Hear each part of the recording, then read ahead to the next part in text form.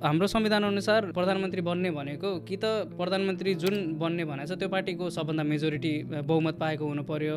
अथवा त्यो छैन भने त्यो पार्टी अथवा कुनै पनि पार्टी मिलेर दुईभन्दा बढी पार्टी मिलेर एकजनालाई प्रधानमन्त्री चयन गर्ने र उसले चाहिँ विश्वासको मत प्राप्त गर्नुपर्छ ऊ चयन भएको 30 दिनमा। यदि त्यो पनि हुन सकेन भने चाहिँ जुन चाहिँ पार्टीको संसदमा सबभन्दा धेरै सदस्यहरू छन् त्यो पार्टी